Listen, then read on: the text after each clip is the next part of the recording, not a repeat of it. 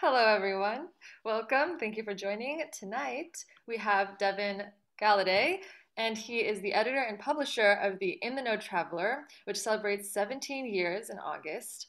He also publishes several other travel-inspired websites, including In the Know Bride, which chronicles his endeavor to marry his wife in 100 countries around the world. They've married 25 times in 20 countries so far. Devin's number one best-selling memoir, 10,000 Miles with My Dead Father's Ashes, is a finalist in Forward Indy's Best Autobiography, there it is, or Memoir for 2018, and is available everywhere and answers the question, what do you do when you lose your father's ashes? Devin, please take it away. Okay. Hey, first off, thank you so much for having me. I am a grateful Baha'i, and I guess probably the place that we should start with is, I've done a number of firesides and Baha'i events before. And, I talked a lot about drug addiction and how those things kind of relate to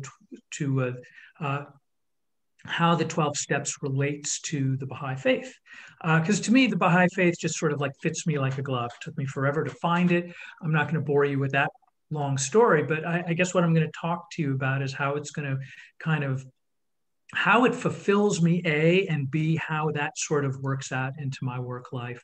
And so I guess the first thing I wanted to say is I'm doing this in part because Viana was like, this is what I want to cover.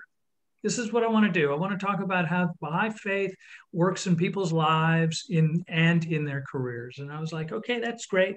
So, let me first start by saying I am not, I know people, matter of fact, a great many people that I know were born into the faith and it just fit for them and they've run with it. And I love that. And I think the Baha'i people are the nicest ever. That's one of those big selling points for me. But it took me a really long time to get here. As a matter of fact, I had to really kind of search it out. It wasn't something that I easily found. And I guess the reason why I'm a Baha'i is because there's several reasons, but one is that there isn't a clergy class.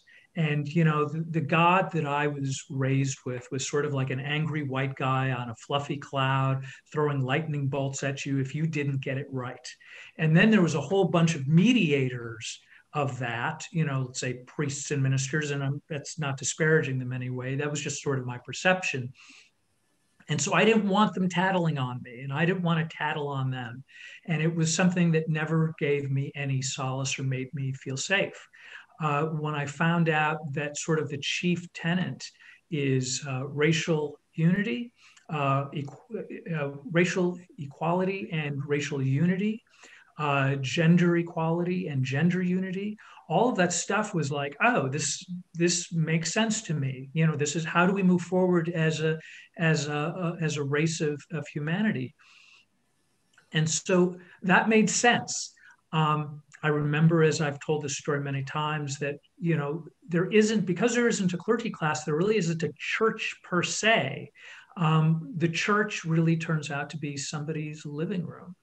And so I just remember going to a family's home. There was maybe about 15 people in the room, and they served cake. And it was like, hey, we're going to give you, instead of an angry, smiting God, we're going to give you cake and we're going to tell you stories. And it was all uplifting. And I liked cake. And so I kept coming back for free cake. And I remember specifically reading a book called Some Answered Prayers. That's what they were covering at the time. And they literally read one sentence and I interrupted. Can I ask a question?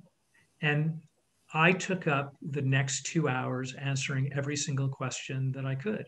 And nobody got angry and nobody said, no more cake for you. No, you have to leave. None of those things happened for me. And I came back the following week. And what ultimately happened was all of my questions were exhausted. And I think the main one was, well, there was actually two things that were really like, oh my gosh, I'm totally Baha'i. The first one was, nobody actually said, this is how you have to understand any scripture. Actually, they did the exact opposite. They said, here's a book, read it. And by the way, different people gave me different books. And it was just, well, what do you think of the book? Read the book and then come back. Ask questions about the things that you read. And, I was just told time and time again, that's between your understanding of it and how it affects your life has to do with your relationship with God. And nobody here is going to get between you and God. And your understanding of scripture will evolve over time. And there was a certain, wow, okay, so this is on me. In other words, really what they were telling me is this is my responsibility to go out into the world and understand Baha'i scriptures as I did. And that was for me really actually quite liberating.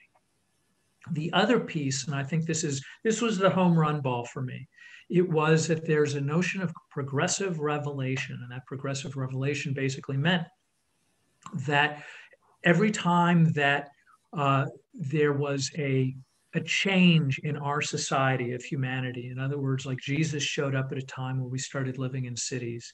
Muhammad showed up when we were sort of the nation state. Abraham showed up when we were hunter-gatherers.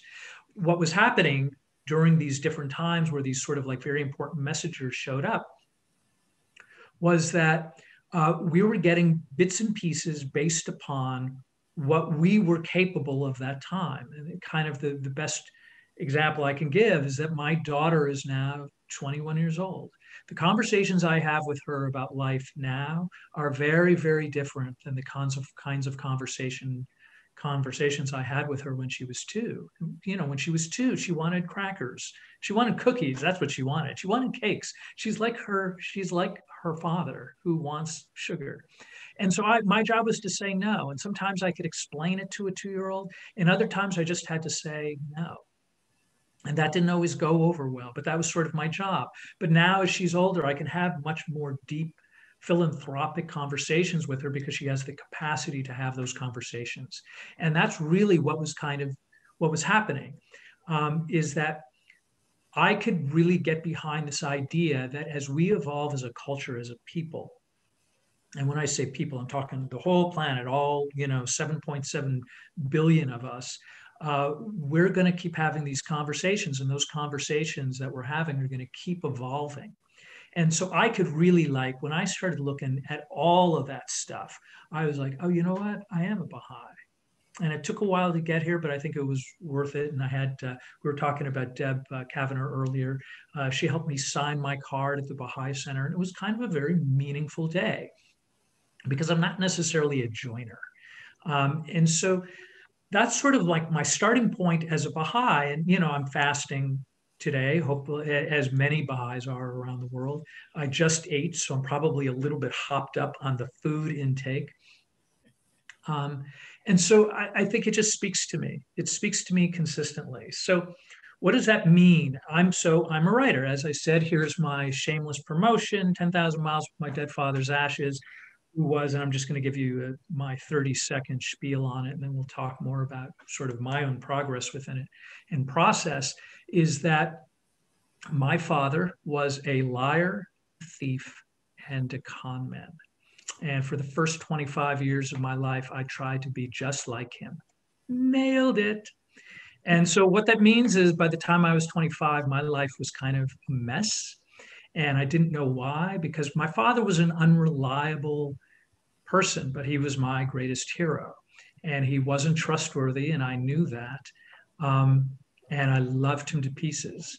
And what are you going to do? And so I didn't understand it at the time, was that he was laying out a blueprint for me of the things that I didn't want.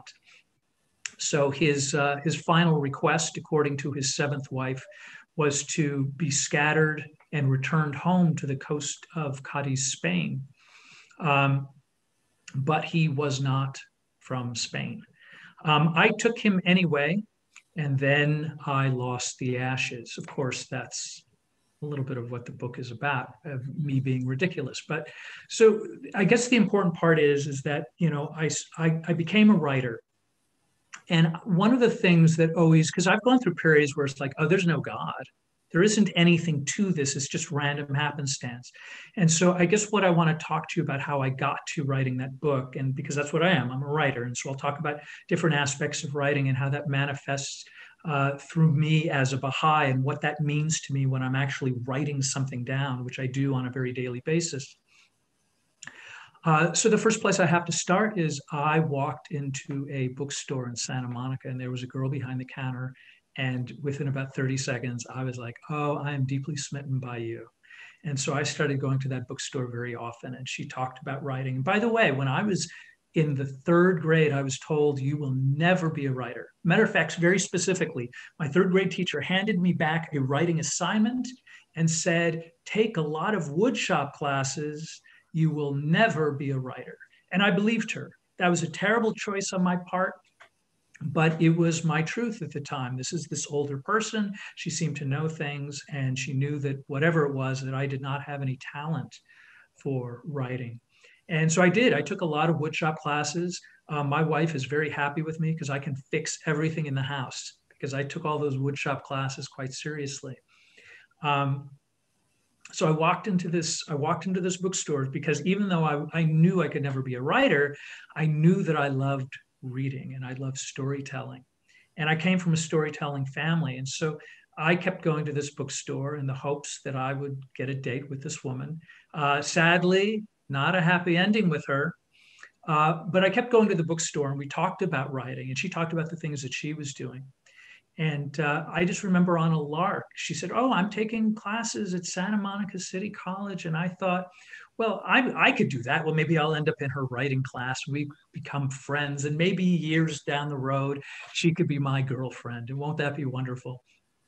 And so I joined up, I took just a random writing class and came back a week later to her bookstore. And she goes, oh, did you take Jim Crusoe? And I said, no, some guy named Schwartz. She goes, get rid of him, take Jim Crusoe.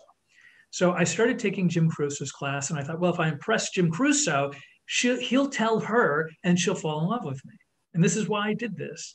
And so this is no joke, for like the first 4 weeks of this class, this guy with big bushy eyebrows, and he's kind of a writing legend in Los Angeles, a writing teacher legend.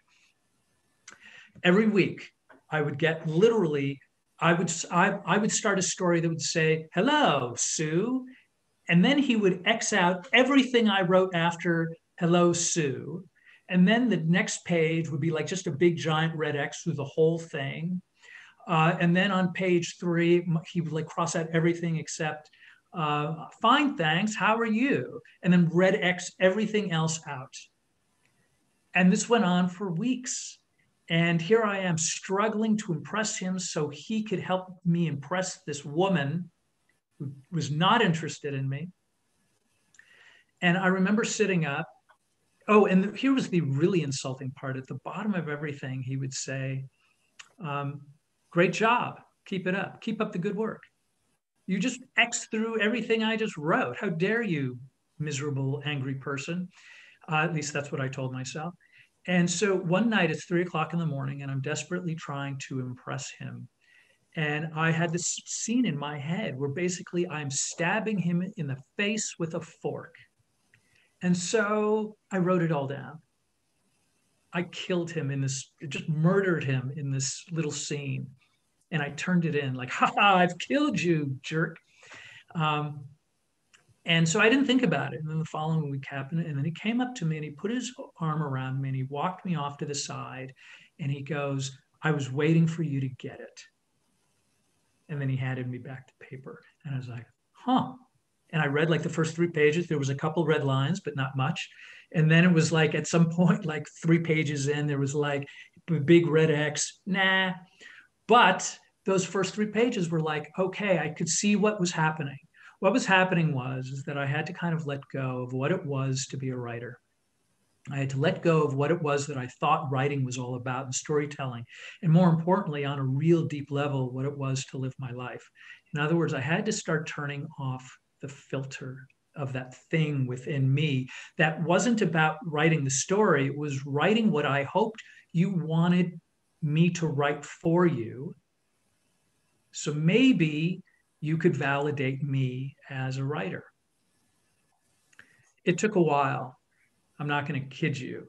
It wasn't like all of a sudden the light switch went on. I mean, this was a process for me. This still doesn't have much to do with being a Baha'i. And to be quite honest with you, the Baha'i stuff was really kind of in the background. I had always been searching for some kind of a thing. But the thing that I was really searching for was this kind of a validation. I wanted you to like me, and I wanted you to like me an awful lot. Because I thought if I had everybody on my team, then that would fix it.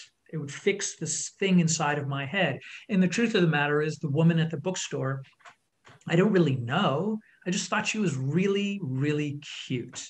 And I thought if I was walking next to this really, really cute woman, that would fix this thing. It would validate who I was. You could see me walking with this pretty woman, and then you'd say, oh, he's got it going on. He's worthy of being known by me. And maybe I would have more friends, or maybe I would feel more confident, or maybe I would fit into this larger thing.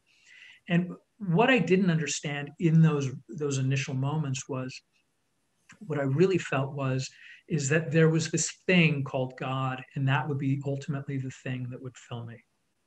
That was going to be the thing. But again, like, I had this glimmer of an idea, but I was still sort of like, oh, but what if she'll fix it? Whoever she was going to be the thing that would fix it for me. And the truth of the matter is, I was in my own progressive revelation. I wasn't ready to really respond to this idea of God because I was still looking elsewhere to be fixed by something. I was looking for some external process that would kind of enliven me. So, I started writing in Jim Crusoe's class, and two things started happening. I wrote a couple short stories that were about my father, and they were really, really honest, like stick a fork in your eye kind of honest. But I said that they were fiction because I really wasn't willing to take responsibility for my truth. Because I thought if you knew that truth, you would disown me and not like me, and it wouldn't matter what pretty girl was standing next to me, I wouldn't be worth it. So, what I did, instead of writing that story as truth, I wrote a couple of fiction pieces. And at the same time, I started doing travel writing. And that's where Viana mentioned that I'm the editor in chief of a travel magazine called In the Know Traveler. And I've been doing that for a really long time. What that basically means is, and here's a Baha'i thing that was kind of remarkable. I had this dream. I started writing for this magazine. It was purely on a lark. It was purely on a lark. I remember going into this guy's office and saying, I want to write for you. Because really what had happened was, I was traveling at the time, and I had a backpack. And I would travel the world when I had money, which was not often.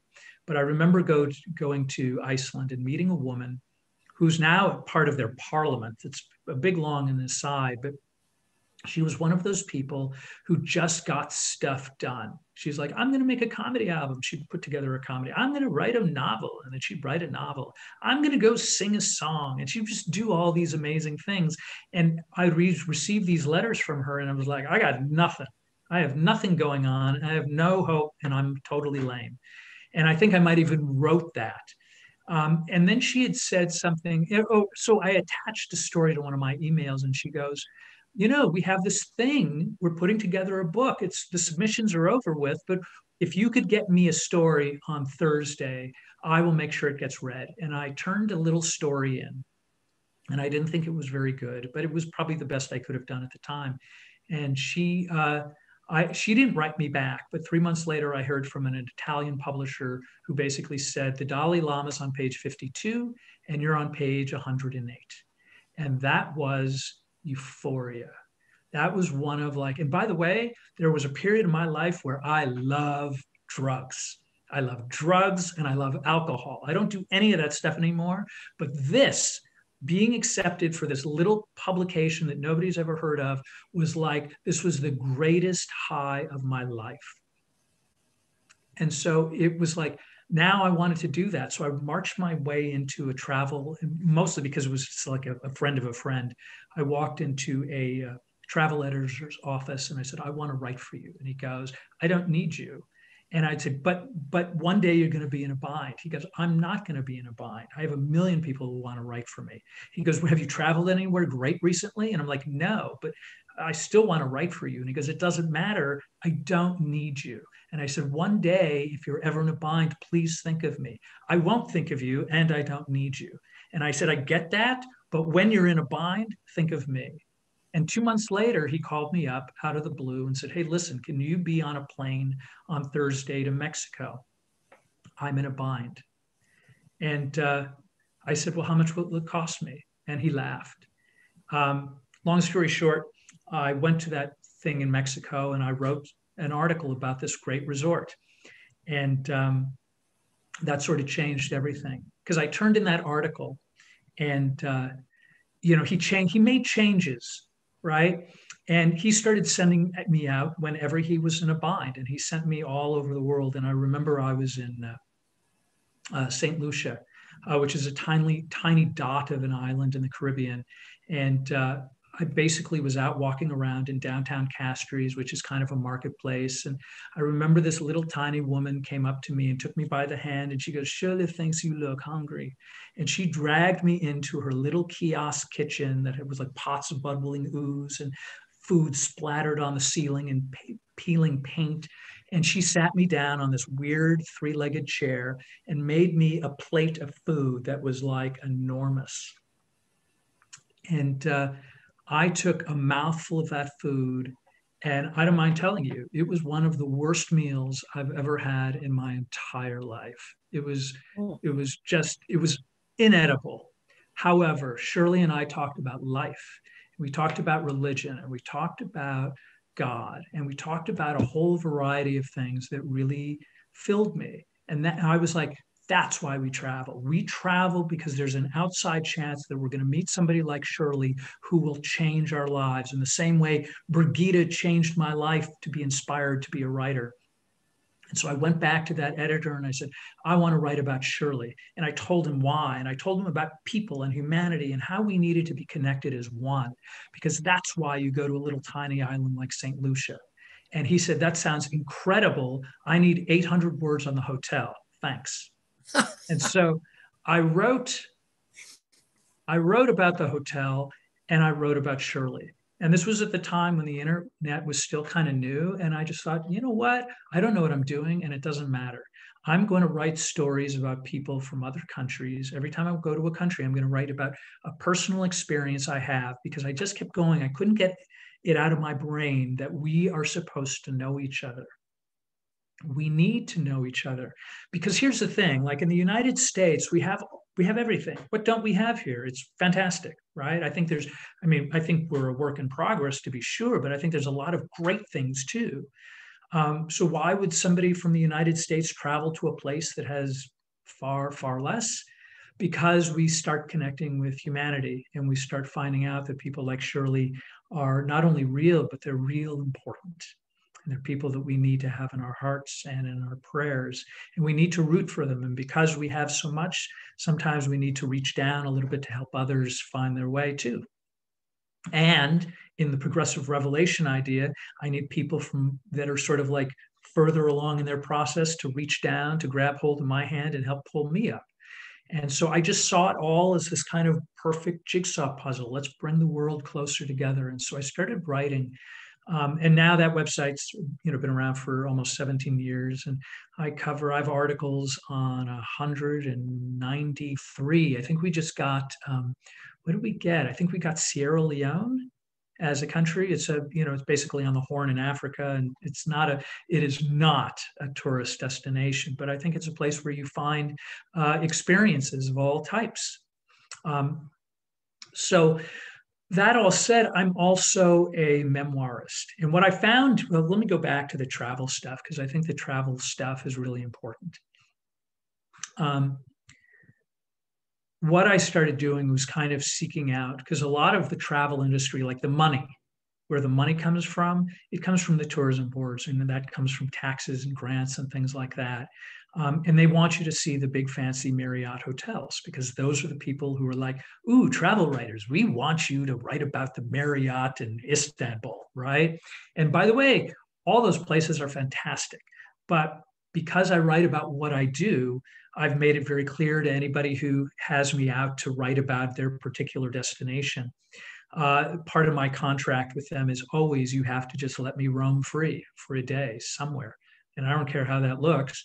You just have to let me out of the bus. You have to let me off of the Marriott property. And that was precisely what happened in St. Lucia. I was staying at the Sandals resorts. They're gorgeous, they're idyllic, they're great to have a vacation, but there's no reason to sort of like leave the United States if you're just going to stay in the resort. So that's why I met Shirley, because you need to let me out. And so, I think part of being a Baha'i is this idea of human unity. And that human unity is this piece that I think we just have to know each other. I think we have to be able to communicate with each other. And I think we have to make friends with each other. I just read, I wasn't even planning on saying this, but there was this thing that I read about Abdul Baha speaking at Howard University. And Howard University is a very famous, longstanding African American college. And he spoke there on purpose and had a lot of white people show up. And his whole speech was about this is what we're supposed to be doing. And he talked a lot about amity, that we're supposed to be friends, we're supposed to be loving each other, and that's how we bridge these divides, not by separation, but by bringing us together and communicating with each other. And that doesn't mean we won't have difficult conversations, and it doesn't mean we won't be different from cultural things in our little neighborhoods and universes, but it's possible. And that's where we're going to find our unity together. That's where, because we have to listen to each other, we have to have communications on both sides, and I think it's important.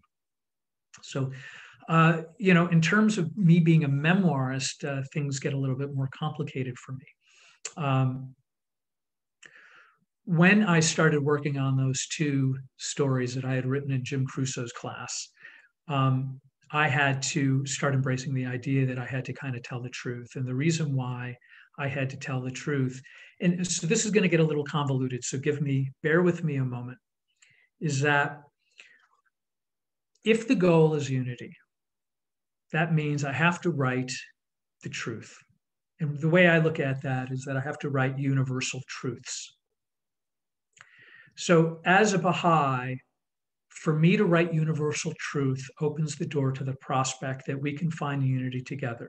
In other words, I don't write from the standpoint that I'm this white guy with very specific white guy kinds of experiences or a male guy's kind of experiences. What I try to do is talk about things that are me being human. In other words, flawed, failed, a work in progress, because I think those are sort of the notions that transcend who it is that I think I am, right? I think it's easy to walk into a room and say, this is me, and here's these labels that are attached to me. But really, the humanness of me isn't about the labels that I can or somebody else can lay on me.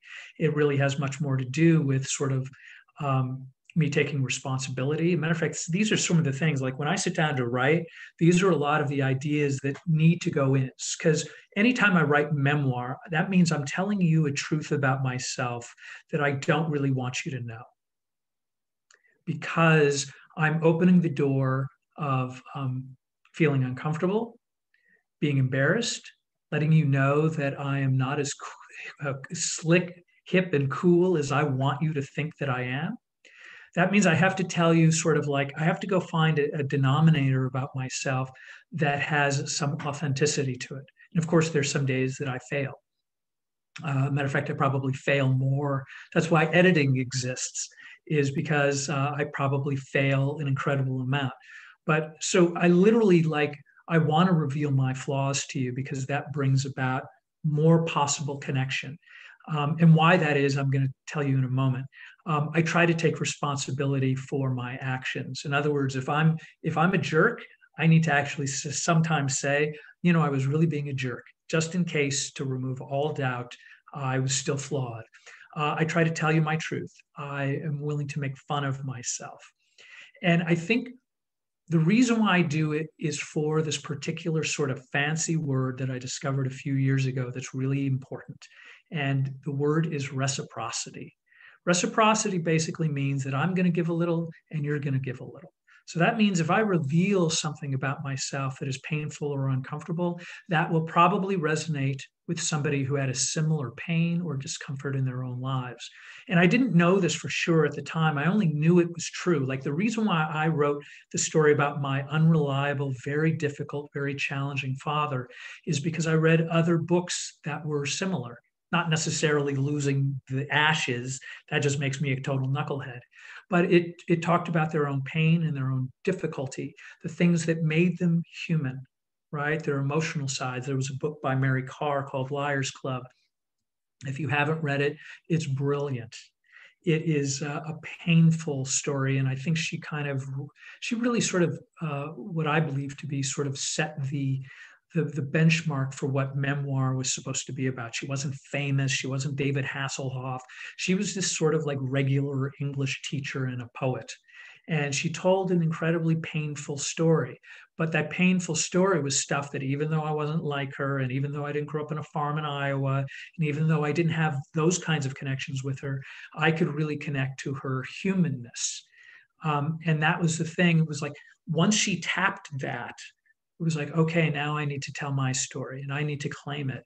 And I need to tell you all about my failings, even though they're embarrassing, even though they're hard, even though it's confusing, because what I'm doing is I'm risking this chance to find unity with you.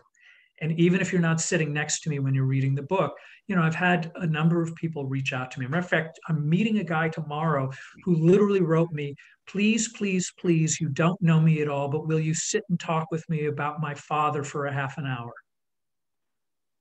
What do you do? Yeah, of course I will. I want to say, but I'm very busy and I'm very important. So I don't have time for you. I want to say that.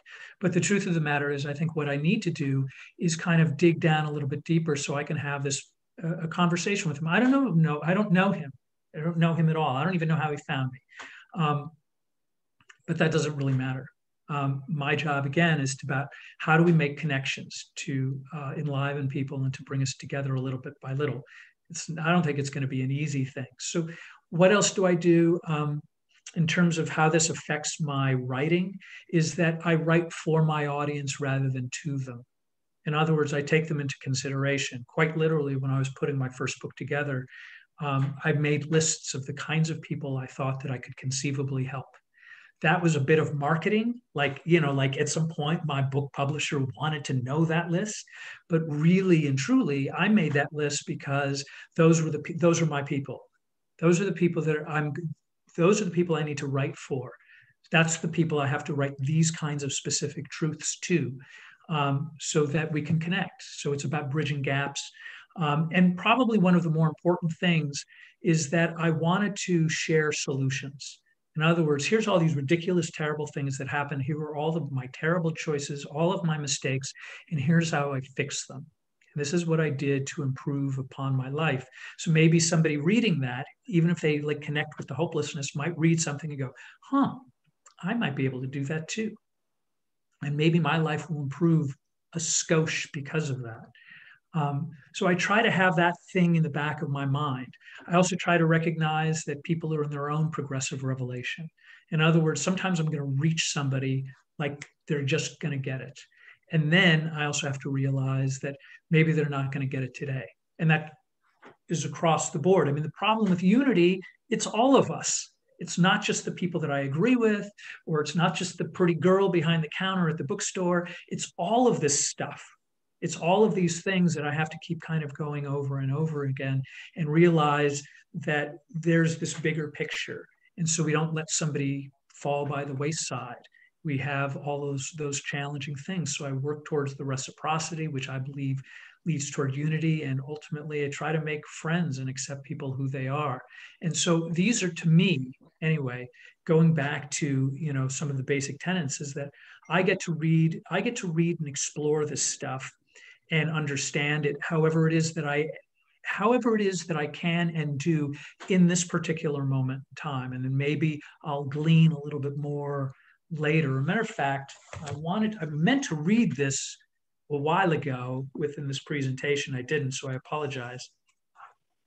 But this was one of the things that right off the bat, and this was just talking about, this comes from the Kitab-i Aqdas, which is a very kind of seminal writing of the Baha'is, and it says, "Waste not your hours in idleness and sloth, but occupy yourselves with what will profit you and others." And so it's those last four words that really strike me: will profit you and others, which means in helping you, I'm also helping me. It goes on to say a little bit more, but occupy yourselves with what, oh, sorry. Thus hath it been decreed in this tablet, from whose horizons hath shone the day star of wisdom and utterance. The most despised of men in the sight of God are they who sit and beg. Ye hold ye fast unto the cord of means, and place your trust in God, the provider of all means. And so, what that says to me is that I have to do something of service. I have to reach out into the world, and it doesn't necessarily define, well, you need to be a garbage man, or you need to be a billionaire tycoon. It doesn't necessarily say one thing or another. What it says is you have to and should go out there and not waste your time and try to be of service to others and to yourself. And I think those are I think that's really at the core of what all this means for me about what it means to be a Baha'i. I'm writing a book right now about, as Viana wrote earlier, I'm sort of like deep into the second draft about all the places that my wife and I have gotten married and what I learned from those things, right? And a lot of it's about relationships that failed. A lot of it's not just merely my wife and I having the greatest time around the world getting married. A lot of it's like, here's how I failed in my previous relationships, and here's the things that I learned from it, and here's how I grow as a person, and here's where I set the bar really high for me so I can continuously be service to my wife. And so that's kind of what I try to do in all of my writings, whether it's travel or otherwise, is that I want to set the bar kind of high that with any luck, cross my fingers, that somebody will read it and go, ooh, that's a thing that I want. And I don't necessarily have to yell and scream that I'm a Baha'i to do it. But I think it helps because I have a community of people I don't have to explain it to, right? I don't have to explain it. If you're a Baha'i in this room, you get it. That's why you're Baha'i. If you are not, that's okay. If I take with any luck, we can be closer after this conversation. Anyway, thanks so much for your time. I think I've probably talked way too much. Yeah, I probably did. So I apologize. Anyway, thanks so much for your time, and hopefully we'll have a little bit of a conversation now. Yeah, thank you so much for sharing, Devin. I have some notes as well. Maybe I'll bring up some comments on what you said earlier. Um, so I will open this now to our discussion. If anyone has any comments or questions, maybe something was on your mind at some point, but you couldn't kind of pop on and talk about it, now's your time. The floor is open.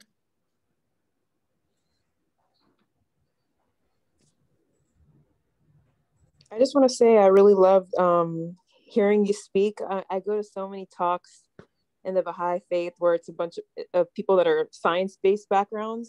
So it's so good for me to hear an artistic speak, and hearing your free spiritness and the purity of your heart was great. I was just thinking about what you said about Shirley and how you were talking about humanness. The way you were talking about it and the way you write about it, it seems like comes from such a we perspective. And I've been trying to think of how can I think of we, because I always think of I. But can you give a little explanation of why you think it might be important for us to go and actually travel, like to actual countries?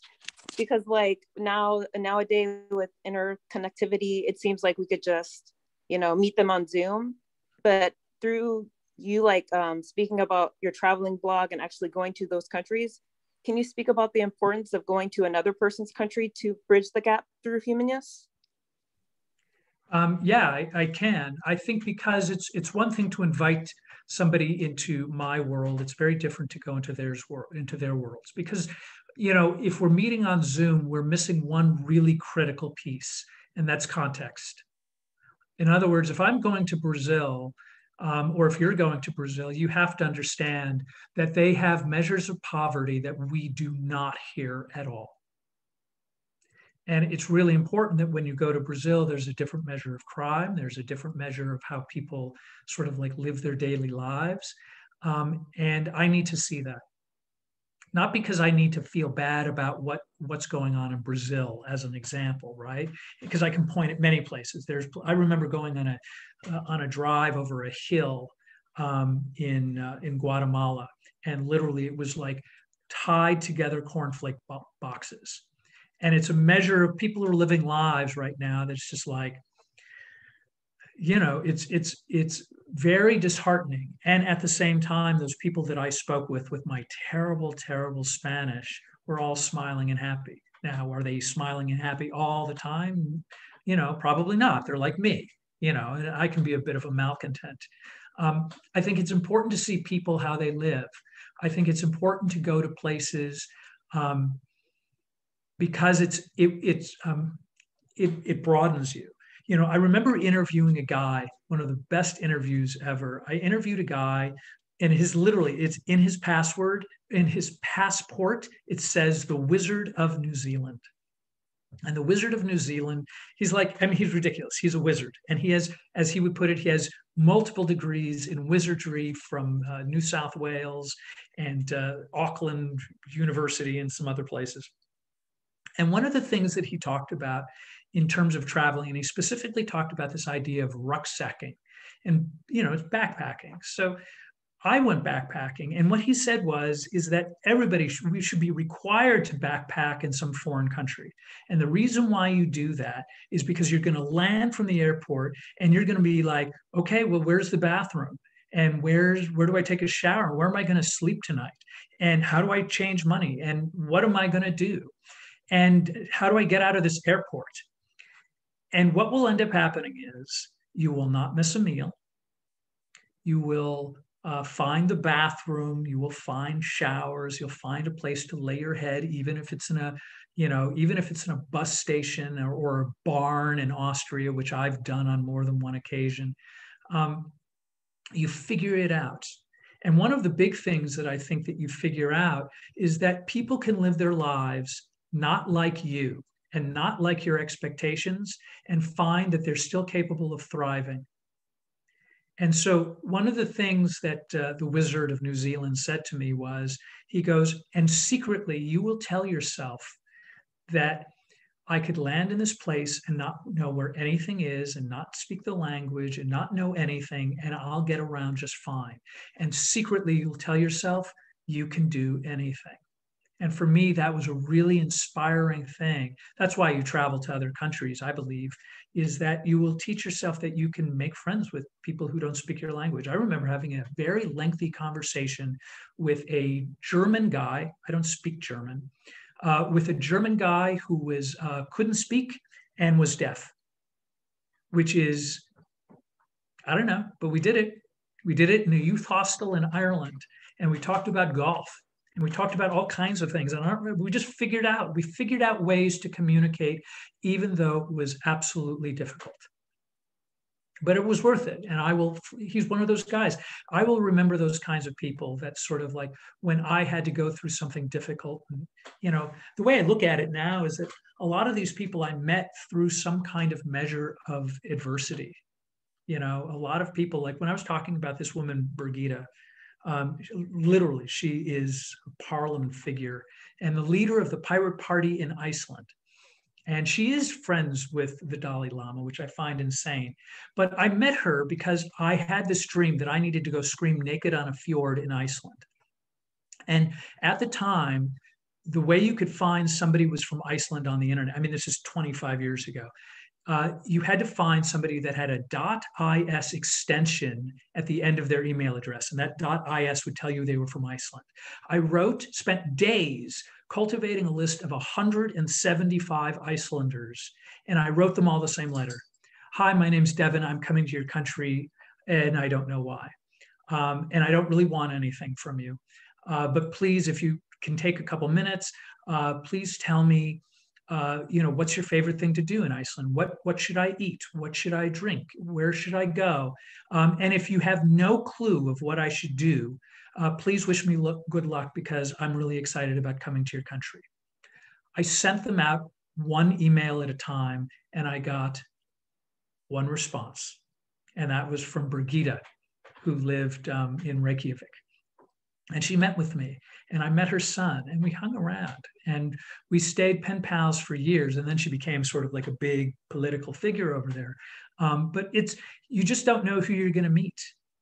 And not only that, the other piece that when you go meet somebody in some other country is that when you're meeting them sort of like on their turf, I think we were constantly taught this idea of service being what it is that I do for somebody else. It's that sort of Boy Scout crossing the little old lady across the street. The Boy Scout is of service.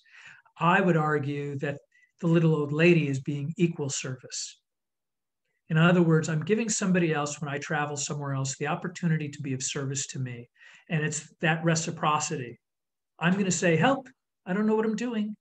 And that somebody from that other country is going to say, well, let me show you where the bathroom is. And let me show you where the great restaurant is. And let me show you where you can change your money. And let me show you these things. And then they get to be service to me. And we develop a relationship through that act of service. I hope that made sense. That's beautiful. Thank you. Oh, my pleasure. Thank you for asking.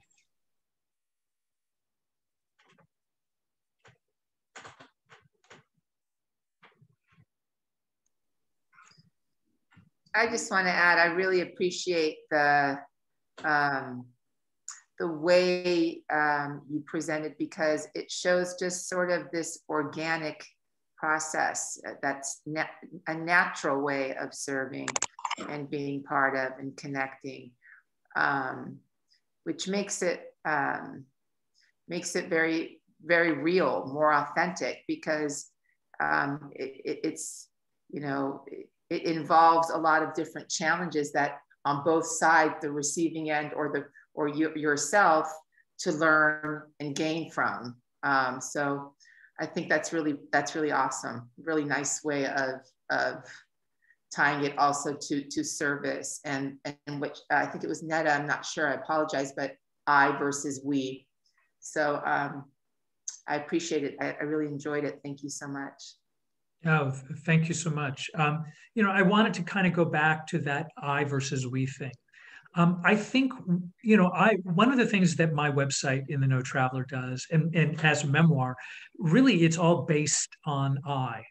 And there's kind of a reason for that. In other words, like if I were to write in we, like we did this, and we did that, and we did this other thing, and we felt this thing, really what I'm doing is if you're the reader, I'm including you in that thing, and I can't really speak on your behalf.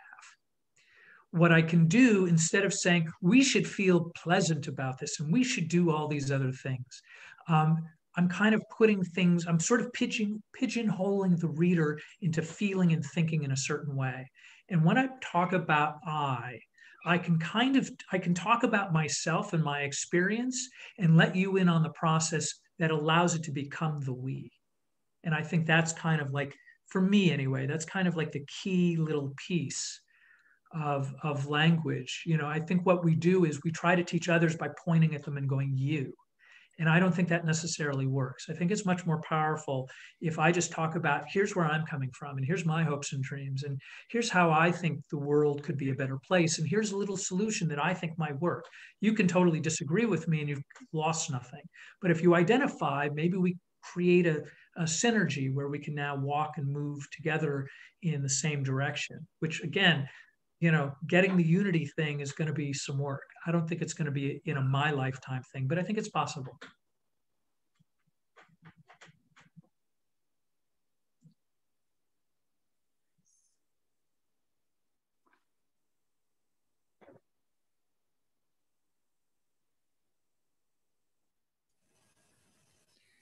You know, when we consider things that happening in my lifetime, that concept, I think unity is growing. I think all these good things are growing almost imperceptibly, because I agree on a level where I'm certainly not going to see. I don't believe I'm going to see the kind of unity that we would all like to see in my lifetime. So I certainly have no disagreement with that. But I think it helps to know that it is growing. It may be imperceptible. And then there's those gorgeous little moments where it is perceptible, however small that may be. And I think that gives us motivation and strength to keep moving in those directions for what is happening in our lifetime. And you said, hold on, I'm sorry about that. You said one thing I just want to expand on a little bit that I thought was so profound when you're talking about allowing other people to serve. Because I see that and get into conversations with parents about their children. We want to do everything for our kids, not all parents, but there is a certain level of parenting in America that I've seen in my lifetime where we overdo for our kids. And that's not a matter of money. I had, just very briefly, there's a very dear friend of mine who was having some difficulty with one of his two children. And I chatted with him about letting her help him, because it's always about him helping her. And I think if we could, as parents, expand that concept, which I know a lot of parents do, I have seen it, but I don't know that it's the majority of parents, to allow parents to have their children be of service to them. It's a tremendous act. And I thank you for bringing that up.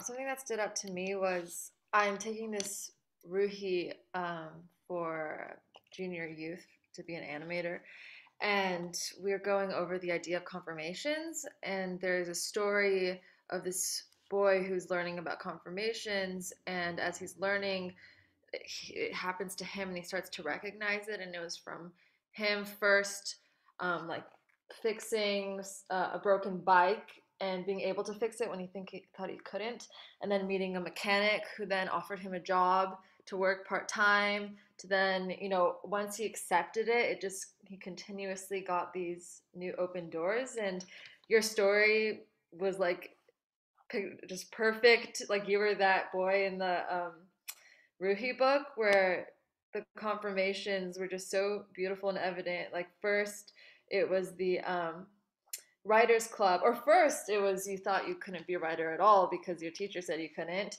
And so then there was like the little flame where you saw that girl who you thought was cute, so you started writing. And then there was that professor who you admired, so then you wanted to write more. And then he was then the next door that opened, who said that he didn't cross out as much.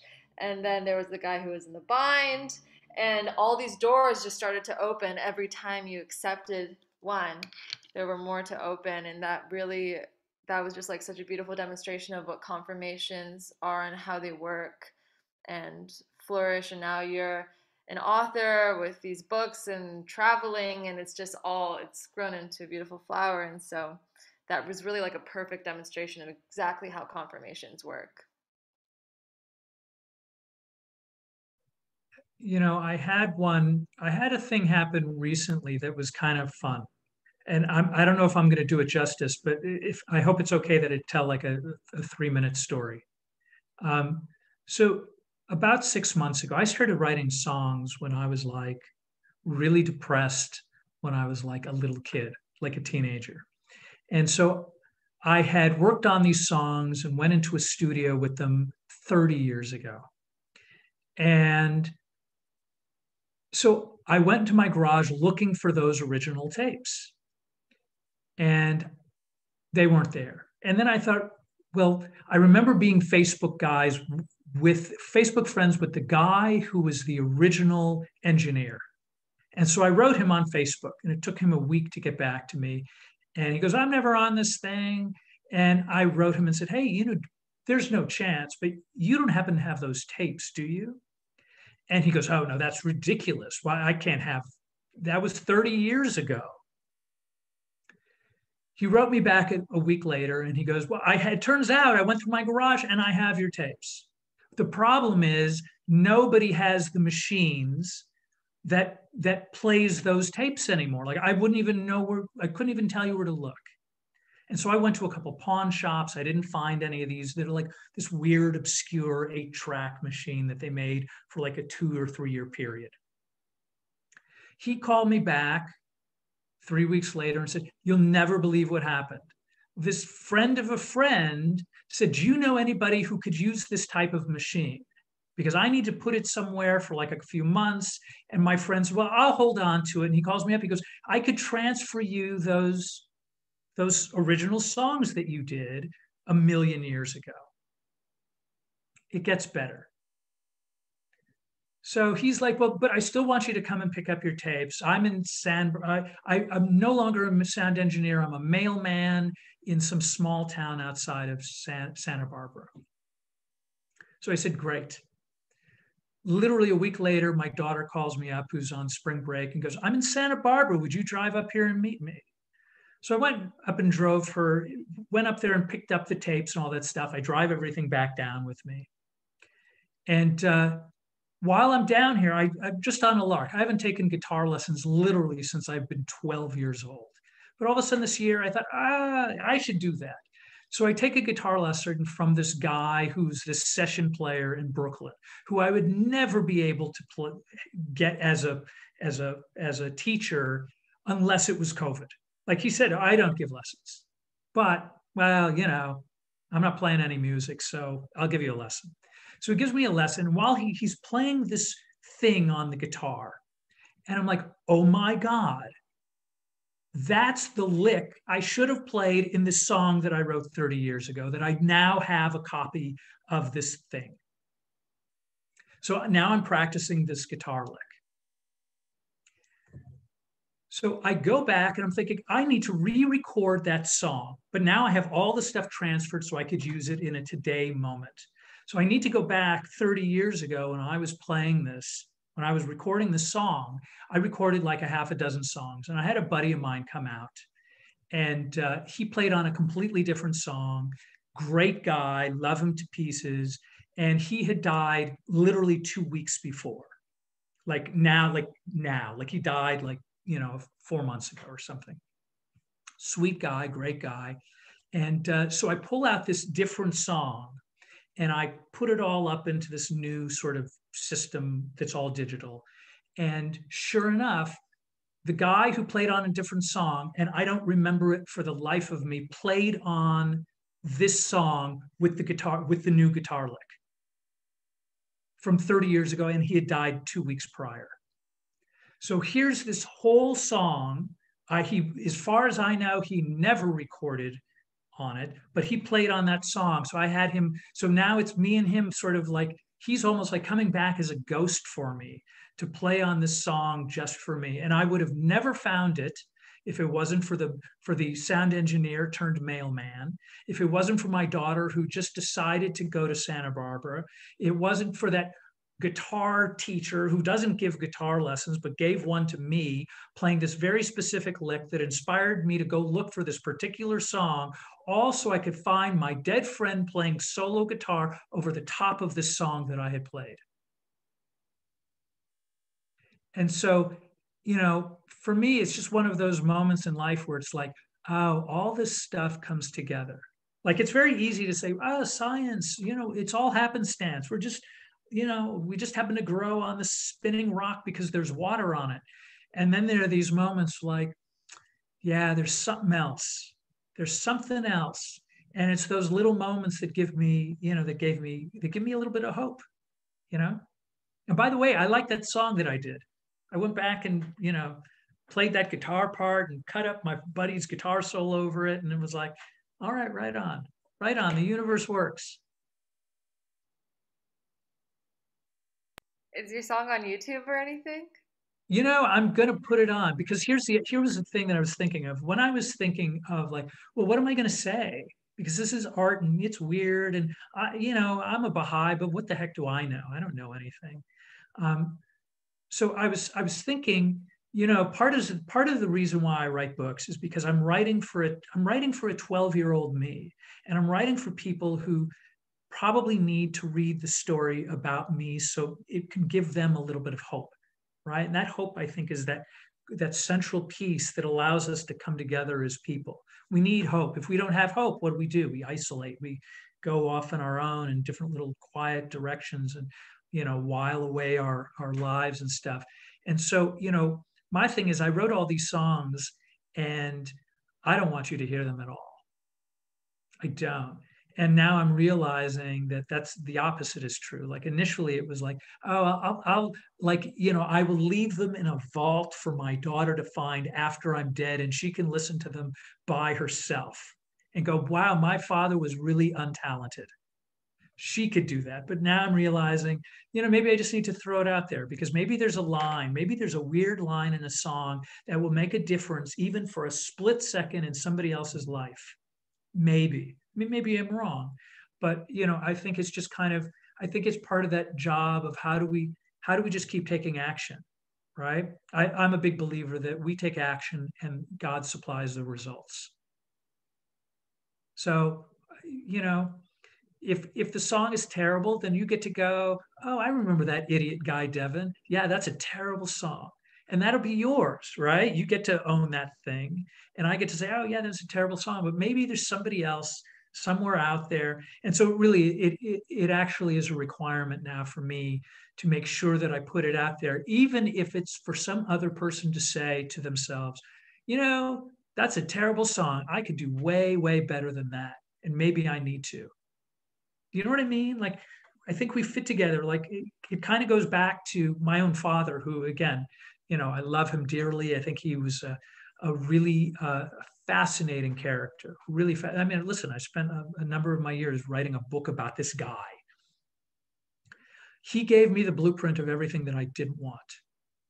Like, that was not the path that I wanted to. I mean, for a long time, I was like, rock it out, Dad. Let's do this. But once I kind of figured it out, I was like, no, I need to lead a different life. So it took a while, Yeah, I totally relate with that fear of releasing your art form or just anything that you really took a lot of time into creating and is personal. And there's a quote by Shakespeare that says, the meaning of life is to find your gift and the purpose is to give it away. And yeah, but it's difficult to be able to have the strength to give it away with confidence. Yeah, what's interesting is that I do a radio show with my wife a couple times a week, and we had this guest on, a woman named Vicki Winterton, who's actually a friend. She lives in Mexico. She's great, and she's a book publisher. And she said, and she really broke it down to you. She goes, a lot of people write books because they think they're about making money. Oh, I'm going to sell 1 million books and be like Nora Roberts or Stephen King, and just stacks of cash will come flying from the sky. And maybe it'll be me, right? Even though it's a long shot. Really, what most writers and people who create are doing is they have a message. And the book is the vehicle of that message. The song is a vehicle for the message. And the important part is less so about the book. Like, I'm grateful I got that book out there, right? I think it needed to be out there. But the vehicle is really about, dealing with your past. And it's really about our families and our love. And how do we love somebody who's an ass? How do you do that? I don't know, but I wrote a book about it. How do we find love when it's difficult? I don't know, but that's the thing that I think we need to do. And I think Omid has a question. Yeah, can you hear me? Yeah. Okay. Thank you so much for your time. I'm very grateful for your story and everything that you shared.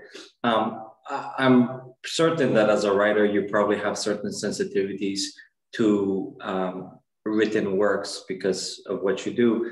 Are there any techniques that you use or anything that you've noticed in the Baha'i writings that help communicate a deeper message or perhaps a spiritual message? Or you mentioned love in your talk, through writing that perhaps is just deeper, or perhaps spiritual in nature? And if that's the case, when you read the Baha'i writings, what are the things that you're sensitive about, or you notice that perhaps someone like me, who is not necessarily a good writer, might not notice? You know, I mean, that's kind of a complicated question. And actually, could you turn off? Oh, there we go. Perfect. Because I was getting an echo. You know, first off, the Baha'i writings are really interesting. You know, Baha'u'llah is absolutely choose God. Those are ultimately, for me, that, you know, when I read Baha'u'llah's writing, it's always at some point we get to a place of, here's a thing, choose God. Here's a different thing, choose God some more. And so a lot of that, like particularly when I'm saying that, I'm thinking about like the hidden words. I'm thinking about this idea, these little brilliant nuggets that are about keep turning towards God. When I read Shoghi Effendi, the words are like, you know, it's like a sentence that goes on for 12 pages, right? And so for me, I have to read it really slowly. I have to be very clear to get into a particular landscape that is Shoghi Effendi's. So I can't read it quickly. I want to read it slowly so I really kind of get the gist of where we're going with that, right? So I can deal with the depth. And for me, the most accessible stuff is the Abdul Baha stuff, because it's much more, it's still, you know, it's still a challenge. Like I still have to kind of stop and kind of really have clarity with it. So in terms of writing, how do you recreate stuff like that? I think what it is for me is that one of the things that I do in terms of writing is that I have to write the truth. The problem is that sometimes I don't know what the truth is because I have an ego, right? And I want to do it my way. And I want you to think that I'm cool, right? So even though I may be very conscious of the fact that I want to write something true and real, there's still a piece of me that has ulterior motives that may not even be aware of the ulterior motives. One of the ways, as a matter of fact, I have a dear friend of mine, Pamela, who's here, who's probably remaining quiet, and I don't blame her. You know, she pointed out literally a couple of weeks ago, I was writing a story and she was like, yeah, I don't think you're being honest enough here. And I needed to hear that. And I wasn't even sure, like I was sure I was being honest. And to a great degree, I was. But what was happening was I was attempting to protect a situation and a person within the story. And so one of the things that happens is that if I'm in the thick of it, right? When I say the thick of it, when I have like an emotional thing that I'm writing about, I'm caught up in the emotions of it. Very frequently, I find my way out of it, not because I'm such a genius and can think my way through it. It's because I am willing to consult with somebody else who's not emotionally invested in the outcome of the thing, right? I have a problem and I want the answer and I want it to go my way, and I'm invested in the results of the thing, right? When the reality is God's the arbiter of the results. So what I do is if I want to find a better answer, because if I'm crazy, if I'm all wrapped up in a thing, I'm going to write about the crazy. I'm going to write, and it's good to write about the crazy because we all get to that crazy place, right? Where we're upset or emotional or whatever. What I need is a fresh pair of eyes to really go, am I getting to the thing? Am I getting to the thing that I really need to get to? Like sometimes I'm here and sometimes it's very obvious, oh, this is what I need to do to get to that truth, to that thing that I want to get to. But it's hard, right? So that's why editing, everybody had an editor, I think, except for like guys like Mark Twain. You know, there are people who could just sit down and just boom. But most of us need a second pair of eyes, somebody who's going to say, yeah, I see where you're going. I don't think you're there yet. So you need to write it a little bit more. You need to, you know, have you thought about these 4 things? And then you try them on for size. And so I think what a lot of people, when they say, I'm not a good writer, really, to me, what they're saying is that I'm not sure how to edit. And I think that's the larger thing. What that means is another way to do it is take the thing that you wrote and throw it in a drawer for a week. Because when you're in the middle of writing it, you're much more captured in that moment. A week later, you're less hopped up about that thing. And then when you read it with a fresh pair of eyes, you can start seeing it with a little bit more clarity of here's the direction that I really wanted to go or where I intended it to. Because I think what happens for a lot of people, and this is true, I believe, of writing and music, any kind of creative thing, right? We have a picture in our mind and we think we're writing the picture, or we're out of a piece of clay, we're making the picture that we had in our mind. And then all of a sudden that clay thing is sitting in front of us and it's like, that's not what I was thinking. I was thinking some other thing. And then what happens is we see somebody else do it because they just kept working at the clay, right? They kept working at it and working at it. And it's a little bit daunting. But what happens is, for me anyway, is I get more caught up in what the process is about rather than the results. And when I'm in the process of writing my best work, I'm actually like, this is for you. This is a gift for you from me. This is how I'm being of service. And when I come from that standpoint, by the way, one of the things that I frequently do is before I sit down to anything, I'll be like, and again, I don't do this all the time, but when I sit down and I say, okay, God, I'm about to sit down, I'm going to write this story, and I think it's a difficult story, and I don't know where it's going to go, and I'm going to let you guide me.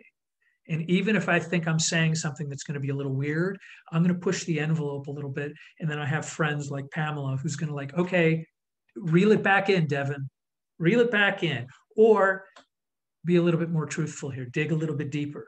It's got to be, I think, to get at the truth, to get at sort of like the universal part that touches all of us is scary and it's difficult. And I think it's intended to be, because what's supposed to be easy is the chocolate chip cookies. Those are delicious. I'll eat 100 of them. I don't necessarily want to have steamed broccoli with no chipotle sauce on it, just steamed broccoli. But that's probably the healthiest way to go. But I want Snickers bars, and I want chocolate, and I want extra icing on it, and I just want to feel good in this moment. And going into the difficult part, and I think for new writers this is a process. As an example, I remember reading a very famous interview with Ernest Hemingway, and it was like, well, how can you have such clarity, so like get right nailed down to that thing?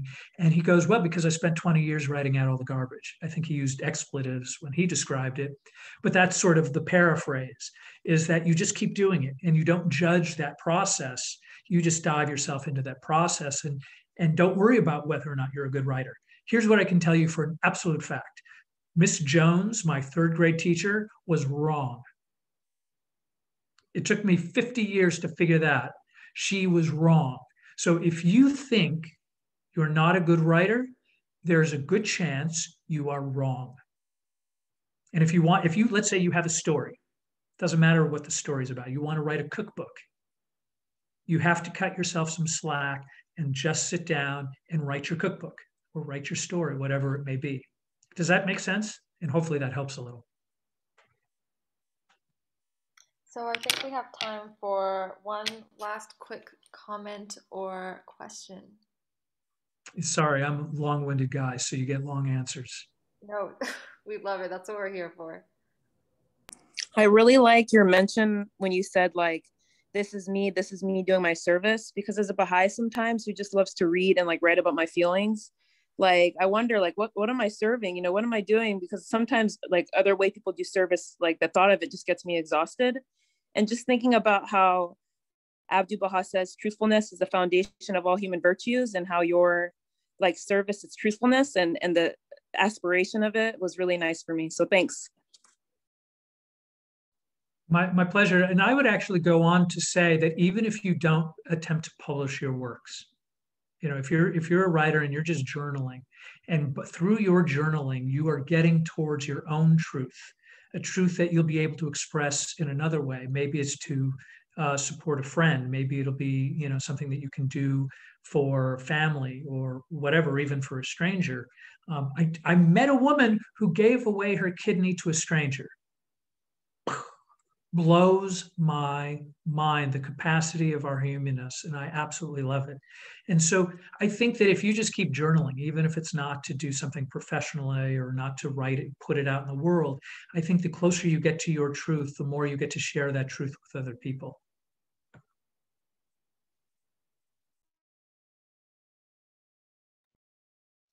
Well, thank you so much, Devin. It was a pleasure having you speak. Thank you for coming on and speaking and telling us a bit about your story and your inspirations and your perspectives on writing. They were really helpful for me, and I'm sure everyone else here as well. We would love to have you on. We're here every week, every Monday, 6:30. You're always invited. So thank you, everyone, for joining tonight. Happy first day of fasting. You did it, first day. Thank you for joining, and I hope to see you again next week. And thank you again, Devin. Thanks so much for having me. I wish you guys all much happiness. And when this thing is over, I hope to see you all in person.